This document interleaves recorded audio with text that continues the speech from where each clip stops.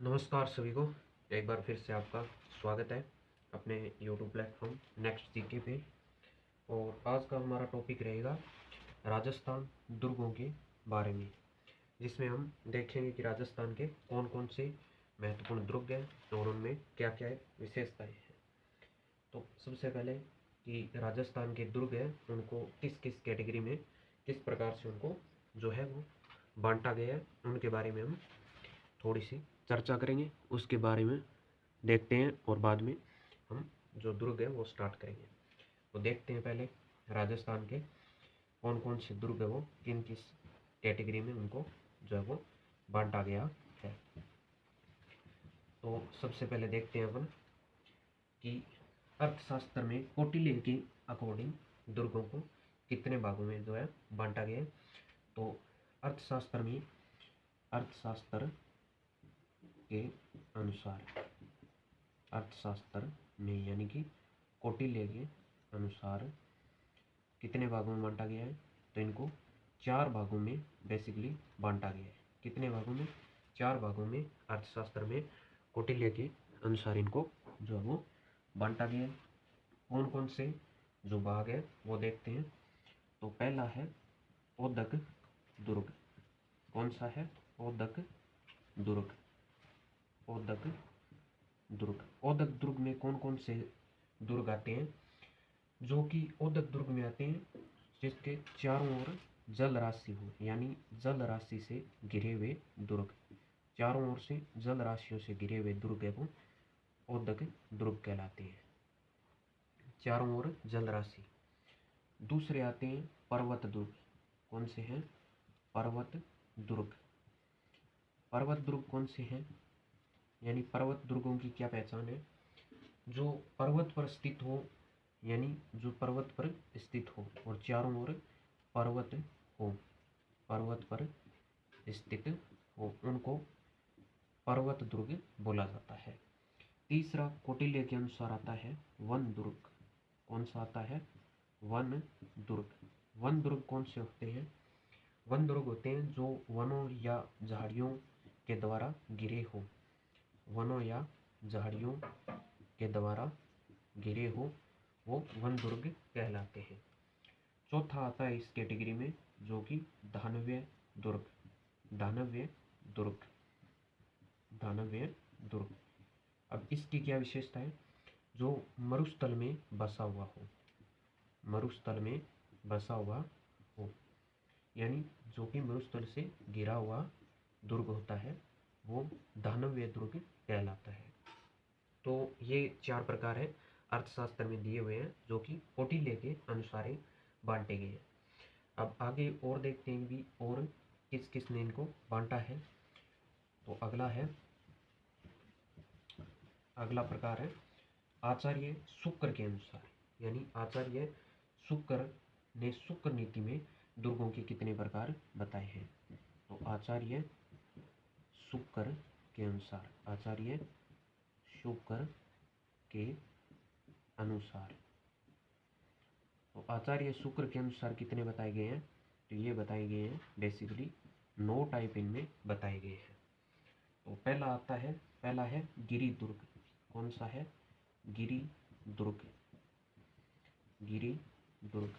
अब गिरि दुर्ग जो कि नाम से स्पष्ट है, यानी गिरि यानी कि पहाड़, जो पहाड़ या पर्वत पर स्थित हो, पहाड़ या पर्वत पर स्थित हो, पहाड़ या पर्वत पर स्थित हो, वो सारे गिरि दुर्ग में आते हैं। तो ऐसे कौन कौन से दुर्ग है जो पहाड़ या पर्वत पर हैं? जैसे चित्तौड़गढ़ का दुर्ग हो गया। कौन सा? चित्तौड़गढ़। चित्तौड़गढ़। तो इसमें मैं साथ साथ में आपको जो पहाड़ या पहाड़ी है जिन पर ये बने हुए हैं उनका भी नाम बता देता हूँ। तो चित्तौड़गढ़ है वो मेसा की पहाड़ी पर बना है, मेसा की पहाड़ी। दूसरा अपना आ जाता है इसी कैटेगरी में गिरि दुर्ग में जो है मेहरानगढ़। कौन सा है? मेहरानगढ़। मेहरानगढ़ दुर्ग है वो कौन सी पहाड़ी पर बना है? तो वो पंचेटिया या चिड़िया टूक की पहाड़ी पर बना हुआ है। कौन सी? पंचेटिया या चिड़िया टूक पहाड़ी पर, चिड़िया टूक पहाड़ी। तीसरा इसी कैटेगरी में आ जाता है कुंभलगढ़। कौन सा है? कुंभलगढ़। कुंभलगढ़ दुर्ग है वो कौन सी पहाड़ी पर है? तो ये जरगा पहाड़ी पर है। कौन सी पहाड़ी पर? जरगा पहाड़ी पर। जरगा पहाड़ी पर ये बना हुआ है। अगला आता है जयगढ़। कौन सा है? जयगढ़। जयगढ़ कौन सी पहाड़ी पर है? तो जयगढ़ ईगल की पहाड़ी पर है। कौन सी पहाड़ी पर है? ईगल पहाड़ी पर। इससे अगला आता है भानगढ़। भानगढ़। भानगढ़ दुर्ग कौन सी पहाड़ी पर है? तो भानगढ़ है अरावली पर्वत पर। अरावली पर्वत पर यह दुर्ग बना है। अगला आ जाता है इसी में तारागढ़। कौन सा है? तारागढ़ दुर्ग। तारागढ़ जो कि अजमेर में है, कौन सी पहाड़ी पर है? तारागढ़ या गढ़बेटली पहाड़ी जिसको बोला जाता है। तारागढ़ या गढ़बेटली पहाड़ी पर यह दुर्ग बना हुआ है। इससे अगला आता है सिवाना दुर्ग। कौन सा है? सिवाना। सिवाना जो कि बाड़मेर में कौन सी पहाड़ी पर है? छप्पन की पहाड़ी पर। कौन सी पहाड़ी पर है? छप्पन की पहाड़ी या हल्देश्वर पहाड़ी जिसको बोला जाता है। हल्देश्वर पहाड़ी। इससे अगला आता है जैसलमेर का। कौन सा है? जैसलमेर का दुर्ग। कौन सा है? जैसलमेर का दुर्ग। जैसलमेर। जैसलमेर का दुर्ग कौन सी पहाड़ी पर है? तो यह सवरणगिरी पहाड़ी पर है। कौन सी पर है? सवरणगिरी पहाड़ी पर। सवरणगिरी पहाड़ी पर। इससे अगला आता है सोजत। कौन सा है? सोजत। सोजत कौन सी पर है? नानी शिरडी पहाड़ी पर। नानी शिरडी पहाड़ी। अगला आता है सज्जनगढ़। कौन सा है? सज्जनगढ़। सज्जनगढ़ जो कि उदयपुर में है, कौन सी पहाड़ी पर है? बांसदरा पहाड़ी पर है। कौन सी पर? बांसदरा पहाड़ी पर। सज्जनगढ़। सज्जनगढ़ जो कि बांसदरा पहाड़ी पर है। अगला है जालोर। कौन सा है? जालोर दुर्ग। जालोर दुर्ग कौन सी पहाड़ी पर है? सुवर्णगिरी पहाड़ी पर।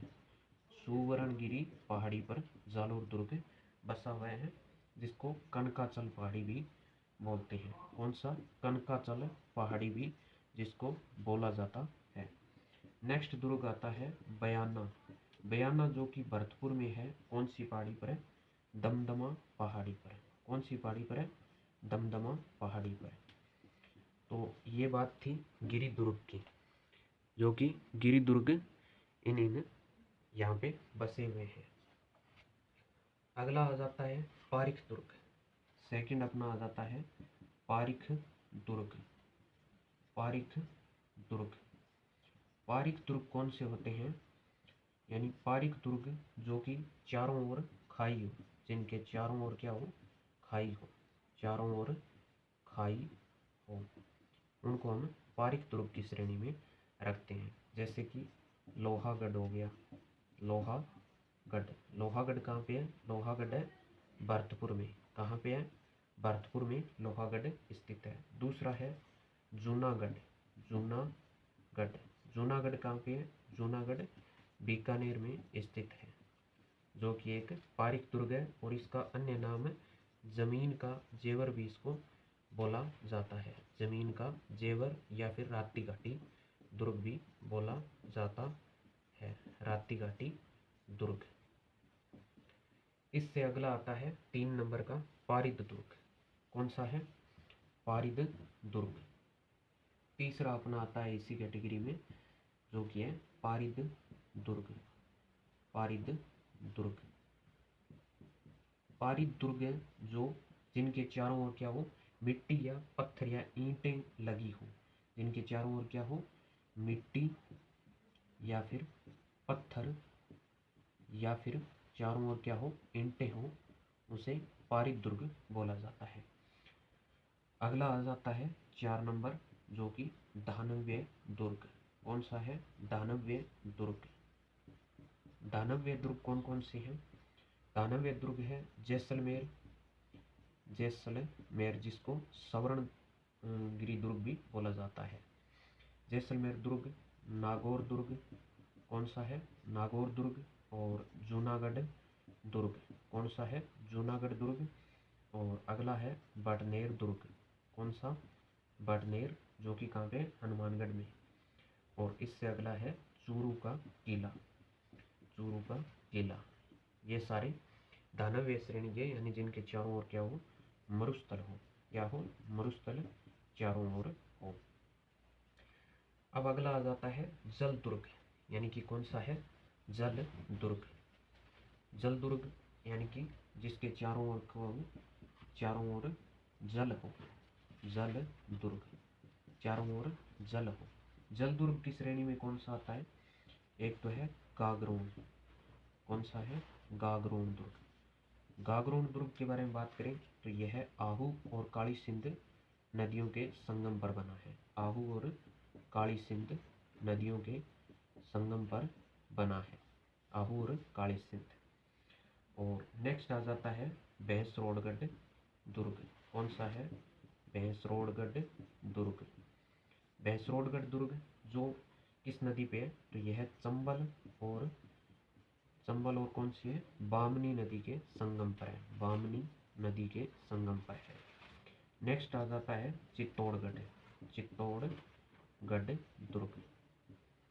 चित्तौड़गढ़ दुर्ग ये किस नदी पे है? तो यह है बेड़च और गंभीरी नदी के संगम पर बना हुआ है।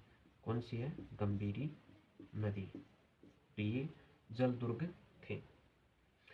अगला आ जाता है 5 नंबर का, जो कि कौन सा है? वन दुर्ग। कौन सा है? वन दुर्ग। वन दुर्ग की बात करें तो चारों ओर वन या झाड़ियां हो, इनमें एक रणथंभौर दुर्ग आता है। कौन सा आता है? रणथंभौर दुर्ग आता है इसमें। 6 नंबर का आ जाता है अपना, जो कि एरण दुर्ग। कौन सा है? एरण दुर्ग। एरण दुर्ग कौन सा है? जो कि चारों तरफ क्या हो? पथरीले मार्ग हो। क्या चीज हो? पथरीले मार्ग हो, तो इसको एरण दुर्ग बोला जाता है। कांटेदार झाड़ियां या पथरीले मार्ग हो, जिसमें रणथंभौर दुर्ग इस श्रेणी में भी आता है, एरण दुर्ग में। अगला 7 नंबर का आएगा, जो कि कौन सा होगा? सैन्य दुर्ग जिसको बोला जाता है। कौन सा है 7 नंबर का? सैन्य दुर्ग। कौन सा है? सैन्य दुर्ग। सैन्य दुर्ग। सैन्य दुर्ग यानी जिसमें सेना रहती हो, सेना का निवास स्थल बोला जाता है, सेना का निवास हो, तो ये सैन्य दुर्ग कहलाते हैं। राजस्थान में लगभग सभी दुर्गों में जो सेना रहती थी, तो इसलिए अधिकांश जो दुर्ग है वो इस श्रेणी में आते हैं, अधिकांश दुर्ग। अगला 8 नंबर का आता है सहाय दुर्ग। कौन सा है? सहाय दुर्ग। कौन सा है? सहाय दुर्ग, जो कि शूरवीरों के लिए अनुकूलतम माना जाता है। कौन सा है? सहाय दुर्ग। यानी 1 नंबर हो गया अपना, जो कि गिरी दुर्ग हो गया। 2 नंबर पारिद या पारिद दुर्ग जिसको बोला जाता है, और तीसरा पारिद हो गया। चौथा दानवीय हो गया। 5वां जल दुर्ग हो गया। 6ठा वन दुर्ग हो गया। 7वां एरण दुर्ग हो गया। और 8वां सैन्य हो गया। और 9वां सहाय दुर्ग हो गया। कौन सा हो गया? सहाय दुर्ग हो गया। तो ये थे अपन 9 प्रकार के दुर्ग हो, इसमें इंट्रोडक्शन वो हम पढ़ चुके हैं। और बाकी जो दुर्ग की बात करें, चित्तौड़गढ़, कुंभलगढ़, ये सारे हम नेक्स्ट क्लास में देखेंगे। आज हमने पहली क्लास थी इसमें इंट्रोडक्शन देखा कि कौन कौन से दुर्ग वो किस दुर्ग की श्रेणी में आते हैं। तो बाकी हम नेक्स्ट क्लास में देखेंगे, तो उसमें हम पूरे दुर्गों के बारे में एक क्लास में आराम से विस्तारपूर्वक बातें करेंगे। अगर क्लास अच्छी लगी हो तो वीडियो को लाइक ज़रूर करना, और जितना ज़्यादा हो उसके उतना शेयर करना। और ये क्लासें आराम से पूरे की पूरी राजस्थान कला एवं हिस्ट्री के बारे में रहेगी। इनकी एक प्लेलिस्ट बना दूँगा मैं, तो आप वो पूरा आप लिख सकते हैं वहाँ से।